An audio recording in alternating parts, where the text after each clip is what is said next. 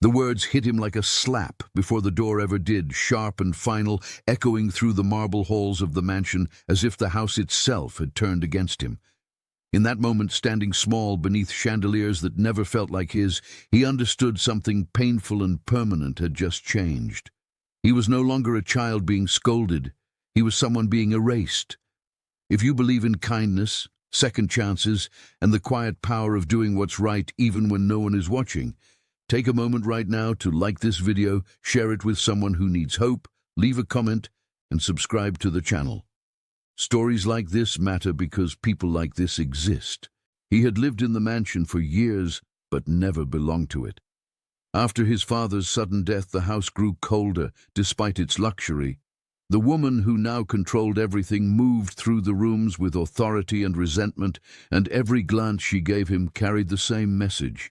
He was a reminder she did not want.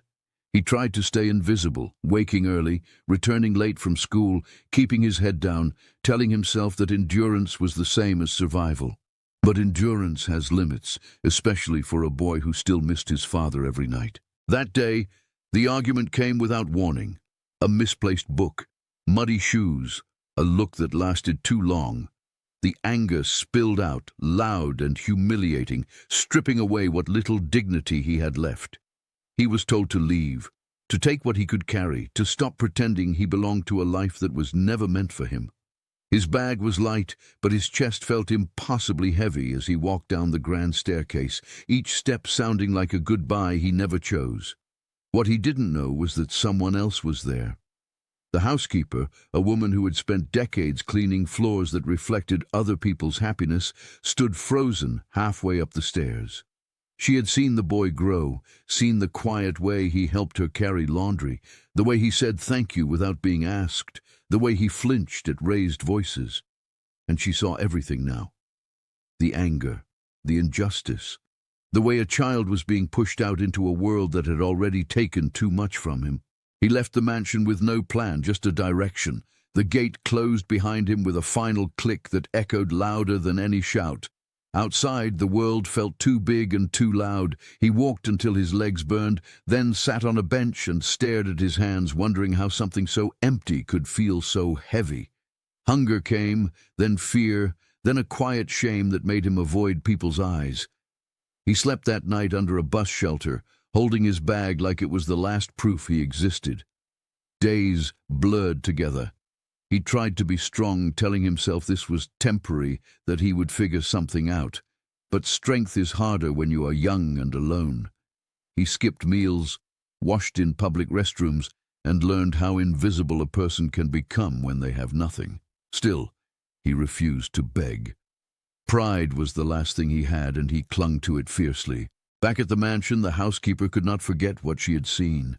The image of the boy walking away stayed with her through every chore, every polished surface, mocking the truth beneath it. She knew she could lose her job. She knew speaking up could cost her everything, but she also knew what silence costs. After years of serving quietly, she made a decision that would change more than just her own life. She found him by chance one afternoon, sitting outside a library, pretending to read flyers just to look busy. When she saw how thin he had become, how tired his eyes looked, something inside her broke open. She didn't lecture him or pity him. She did something far rarer. She helped. She brought food, then warmth, then a place to sleep that didn't require him to be invisible. She reminded him gently and consistently that he mattered. Life didn't transform overnight. Healing never does. There were setbacks, moments when the past came rushing back, when he expected kindness to vanish the way it always had. But it didn't. With time, support, and the courage to believe in himself again, he returned to school, discovered talents he never knew he had, and began building a future that was his, not borrowed from a house that rejected him. The truth eventually surfaced, as it always does.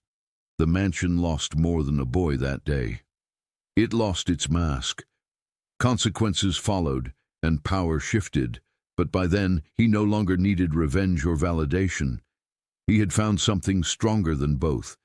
He had found belonging in the most unexpected place, not in wealth or walls, but in the quiet loyalty of someone who chose to care. If this story touched your heart, if it made you think about the people we overlook and the moments when doing the right thing feels risky but necessary, please take a second to like this video and share it. Your engagement helps stories like this reach others who need hope. And before the video ends, leave a comment below telling us where you're watching from or what part of this story stayed with you the most. Sometimes your words can be the kindness someone else is waiting for. Because in the end, the boy who was cast out didn't lose everything. He lost what never truly loved him and gained what would.